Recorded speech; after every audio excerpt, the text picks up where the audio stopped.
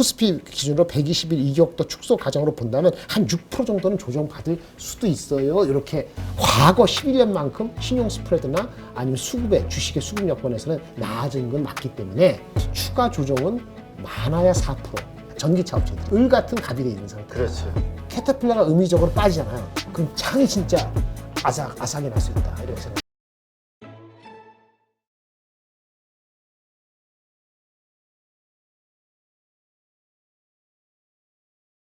자, 오늘 어떤 이야기로 시작이 될까요? 여러 가지 다양하게 좀 보려고 해요. 네. 근데 뭐 그렇게 이렇게 난리칠 만한 그런 이슈는 아닌 거예요. 오늘 침착하게 한번 보자고요. 일단 신용 등급 강등에 대해서 많은 얘기를 하셨는데 저는 이분 말이 가장 와닿아요. 이분 말이 하나증권에서 얘기한 월요일 아침에 신용 등급이 주시장에 주는 영향. 차분해요. 없다는 것도 아니고 12년 전하고 분명히 다르다는 것도 얘기를 하고 뭐 그러는 거거든요. 한번 볼까요? 차분히 한번 보세요. 우리 왜냐하면 12년 전을 기억하시지 못하는 분이 더 많겠죠? 아마도. 대표님은 기억하세요? 몰라요. 2012년 8월 달에 네. 딱 12년 전. 기억 안 나요, 그때. 기억 안 나요? 네. 모르신다 그랬으니까. 난 몰라. I don't know. 저도 잘 모르는데 아는 것 같은데 잘 몰랐어, 사실은. 근데 11년 8월에 이제 그 당시도 신용평가회사가 강등을 시켰죠. 네. 미국을. 경고를 줬어요. 너 이따위로 하면은 부채 협상 이런 식으로 하면 강등할 수 있어라고 하다가 강등을 줬는데 그래서 그 전까지 주가가 하다가 확 하니까 2개월 정도 10몇 프로 빠졌거든요, 미국이. 근데 그때랑 지금 많이 달라요. 하나만 말씀드리면 그 당시는 그냥 주시장에 미쳐갖고 사람들이 그냥 좋을 때였어요. 네. 왜냐면 미국의 금융위기가 2008년 9년에서 지나갔잖아요. 그래갖고 사람들이 이제 주시장 다시 해가지고 10년, 11년 막 올라갔을 때란 말이에요. 그래서 이제 주가가 빠지기 만한 변수가 생기면은 단기적으로 주식을 더 받칠 수 있는 수급에서 여유가 없었어요. 그러니까 빠지는 거 받칠 사람이 없었다는 거예요. 그래서 한 10몇 프로 빠졌거든요, 2개월 동안. 정확히 말하면 이때는 2개월도 그렇지만 우리나라 대한민국 장사는 한 30% 이상 빠지고 막 그랬단 말이에요. 지금은 뭐죠? 주식을 사려는 사람들 잔고가 많아요. 고객 예탁금이 많다. 53조. 한국 말고도 외국도 마찬가지예요. 아, 외국도. 그러니까 이제 아직은 이게 9월 10월 가서 어떻게 될지 모르지만 아직까지는 넘치는 2년 저축이나 뭐 이런 거 포함해서 그리고 부동산으로 가지 못한 자금을 포함해서 갈 돈이 없는 돈이 버티고 있어요. 그래서 웬만하면은 그냥 저가 매수 이렇게 또 있어. 주가가 잘 안 빠지는 거예요. 같은 신용 등급이라도. 그게 첫 번째 거고요. 두 번째는 이번에 피치가 다른 사람 말씀했을 것 같은데 피치가 선빵을 때렸잖아요. 근데 피치가 유럽에 베이스돼 있잖아요. 그러니까 미국 정부 이게 안 되거든요. 독립적인 거지. 근데 왜 그랬을까? 10몇 년 전에는 세계 신용평가에서 가장 늦게 다운그레이드한 게 피치야.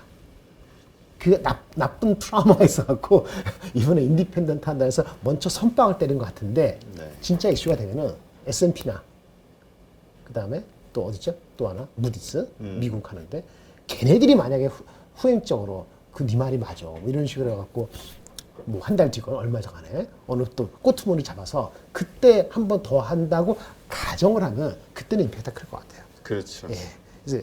그래서 그거 두 가지 신용 잔고나 이런 갈 데 없는 돈들이 받치고 있다. 그렇기 때문에 이게 한꺼번에 무슨 되는 게 아니다. 그러니까 결론이 뭐예요? 주가는 많이 올랐잖아요. 미국의 그렇죠. 빅테크도 그렇고 우리나라에도 몇 개 쏠린 종목도 있고 AI도 그렇고. 그러니까 이격 축소 정도는 지금 가능하다. 이격 축소. 이격 축소라는 게 뭐야? 이게 기술적으로 121격도 어쩌고저쩌고 해서 이분이 한 거는 코스피 기준으로 121 이격도 축소 과정으로 본다면 한 6% 정도는 조정받을 수도 있어요. 이렇게 안전빵을 해놓은 거예요.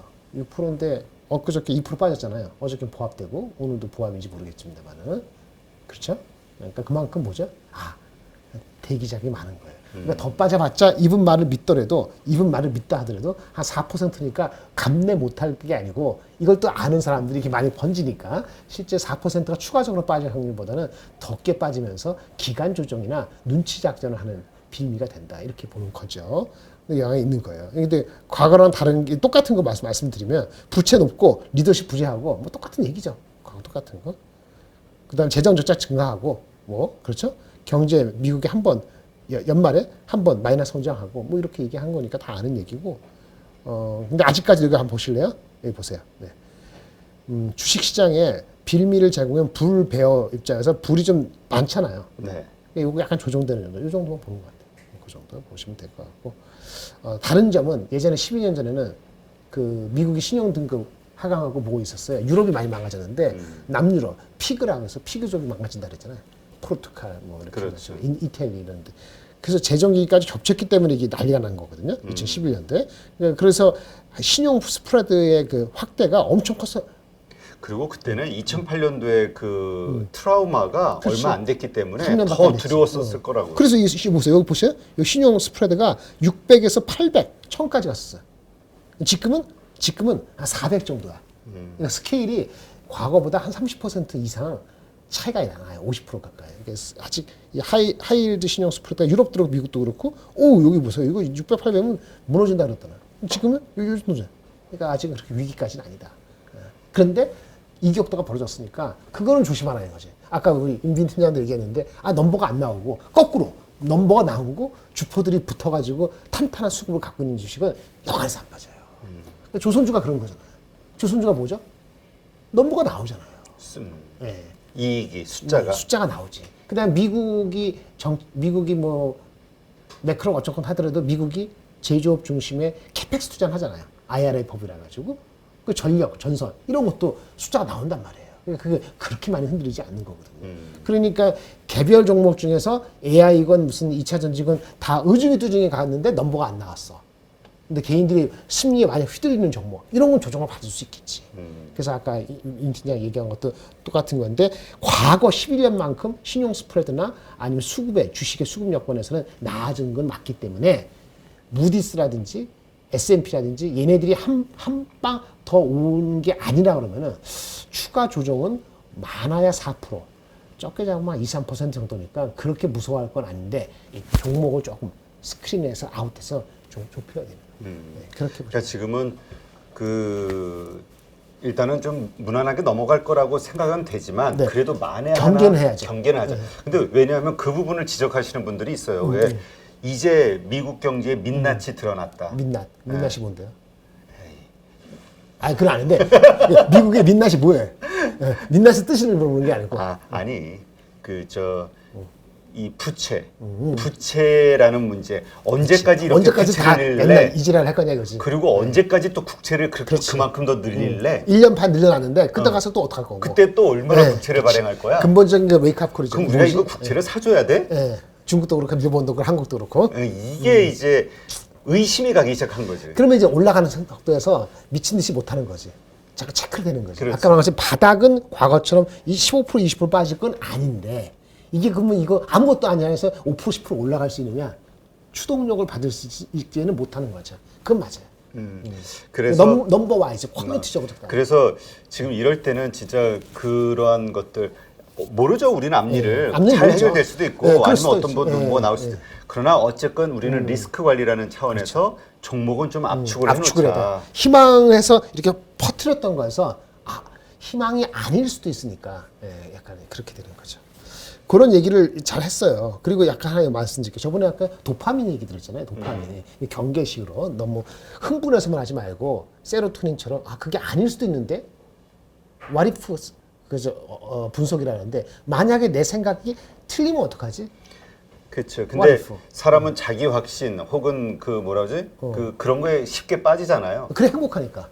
그렇지. 그래 도파민하고 그게 도파민. 흥분되고. 근데 뭐 날아가는 주식 살 때는 그게 또 촉이라고도 하고 그 맞는 얘기예요. 고수들이 맞고 하는데 어느 시점에서 뭔가 경계 시그널이 나갔을 때는 세로토닌을 발산해서 이게 맞는 것인지 걸을 필요가 있거든요. 이게 도파민 투자에 반대되는 세로토닌 투자라는데 이것도 재밌는 리포트가 나왔더라고. 읽어보실래요? 자꾸 시키니까 여기 댓글에서 왜냐면 대표적으로 나 싸운다고. 눈 좋지 저기 않아? 뭐야? 나보다 눈 좋잖아요. 저 안 보여. 뭐예요 뭐? 포모 사피엔스. 아래 거 말고 위에 거. 예. 호모 사피엔스. 우리가 호모 사피엔스를 하잖아요. 그렇지. 그 책도 있었고. 예, 그 유발 하라리 그 교수가 쓴 거, 뭐지, 호모 데우스 때인데, 호모가 인간인데, 사피엔 생각하는 거 뭐 그런 거잖아요. 재밌게 발음이 기스나 포모라는데, 인간이 전부 다 생각보다는 포모에 빠져 있다 이런 얘기예요. 근데 한 건데 재밌는 건데, 우리가 이 보세요. 90% 95% 확률로 1억을 준다. 100% 확률로 9,499만 원을 준다. 그럼 뭐로 선택해요, 사람들이? 100%를 선택할 사람이 대부분 많아요. 실제 확률적으로는 이게 더 높거든요. 금액은 95% 곱하기 1억 했을 때, 그렇죠? 이거 했을 때 이득이 더 많은 건데도 100% 확실한 선택을 선택하거든요. 이득 볼 때는. 그리고 손해 볼 때는 이것도 마찬가지. 무슨 얘기 하냐면 사람들이 손실 나잖아요. 이익 나잖아요. 이익은 빨리 이득을 챙기고 싶고 손실 나는 거는 확정을 안 줘. 그러니까 손실 났을 때가 위기가 났을 때 위기를 진짜 위기인가 싶어서 더 손실되기 전에 확정을 해야 되는데 더 물타기 한다고. 물타기 또 물려서 또 계좌가 무너지고. 그 다음에 올라가는 갖고 돈 먹잖아요. 그러면 더 타는 게 아니고 그거는 확정하는 건 좀 늦게 되거든요. 투자가 됐으니까. 사람들이 거꾸로 한다고. 그런 심리를 한 게 있어요. 그런 게 있어서 여기 보시면 인간은 손실은 확정하기 싫고 이익은 빨리 확정하고 그러니까 벌 때 조금 벌고 손해 볼 때는 잘못된 거는 계속 물타기 해갖고 계속 빠져들어갖고 이게 뭐야? 확률이 낮고 큰 돈을 벌 수 있는 거는 베팅을 하고 손실을 보더라도 손실을 확정하지 않고 적은 돈을 계속 물타기 하면 반복하면 어느 순간 돈은 계속 계좌에 녹아내리죠. 종목을 압축하라는 건 뭐냐면 되는 놈으로 넘버가 나오는 놈으로 하고 보통 우리가 있으면 물타기를 하지 말고 제발 수익이 난 거를 먼저 정리하는 이 이상한 심리가 심리 있지. 그거를 한 거예요. 그러지 마시라고. 손해 난 걸 버려요. 그 버릇을 들여야 돼. 5개 샀어. 근데 한 일주일 가니까 일주일 너무 짧은가? 한 2주 갔는데 뭐 한 어느 종목이 한 11% 마이너스 나고 어느 종목이 5% 플러스 났잖아요. 전체라는 게 약간 그러면 어떻게 돼? 사람들이 5% 먹으려고 하지 말고 11%된 거를 분석해서 그걸 버리는 생각을 해야 되는데 11%를 자동적으로 물타기 하는 그거는 진짜 거기 정신 빠져갖고 또 가는 놈을 제대로 못 보고 이러지 말자 이런 얘기를 하는 거예요. 네. 그 다음에 오늘 종목은 이게 약간 요거 말고 나머지는 이거 아까 비슷한데. 참 그렇잖아도 그 제가 아까 이거 뉴스로 나왔어요? 소개를 좀 했는데 그래? 이게 의미가 있는 것 같아요. 의미가 파나소닉이 있을 수도 있죠. 왜냐면 미국 배터리 시장에서 1위 1위죠. 업체인 파나소닉이 그렇게. 내 수익에 네네. IRA법으로 인해서 얻어지는 공유한다. 수익의 50%를 완성차 업체에게 줄게. 그렇지. 그 쓸데없이 무슨 기부한 건 아닐 거 아니에요. 그렇지. 그거 하고 싶어요? 안 하고 싶지. 근데 할 수밖에 없는 상황이니까 했겠죠. 뭐 불량품을 눈 감아줘 하고 돈 준 건 아닐 거 아니에요. 아까 말씀하신 것처럼 AMPC 그 50% 공유하는 거를 했다고 합니다. 돈이 적은 것도 아니고 이게 의미가 뭐냐? 아까 말씀하신 것처럼 셀 메이커들이 위상이 을 같은 갑이 돼 있는 상태잖아요. 셀 메이커들이. 그렇죠? 아니 전기차 업체들이 을 같은 갑이 돼 있는 상태야. 그렇죠. 그 난리 나서 광물도 자꾸 뭐 난리치는데 일단 우리 소재단이 지금 가장 갑이잖아. 그러니까, 갑이었죠. 근데 계속 그러지 못할 수도 있다는 어떤 시그널일 수도 있다는 얘기가 되는 거거든요. 그 정도로 생각하실 거 될 것 같아. 그럼 우리 소비재 그 하는 회사들도 소비재래 소재 업체들도 그 이득을 다 땡겨서 당연한 것처럼 생각하면은 혹시 또 그러니까 미래는 불확실하다. 불확실하다. 그래서 그걸 땡길 줄 알지 모르니까 디스카운트를 하고 그러는 거거든요, 사실은. 그런 거 한번 염두에 두셔야 됩니다. 너무 근데 이제 말고. 단순하게 떠오르는 생각은 네. 그럼 파나소닉 입장에서는 네. 자 내가 배터리로 인해서 받아들이는 거에 나눠주는데 네. 그러면 그 소재들에 대해서도 자기네들 또 그런 걸 뭔가 원하진 당연하지. 않을까? 원할 수 있지.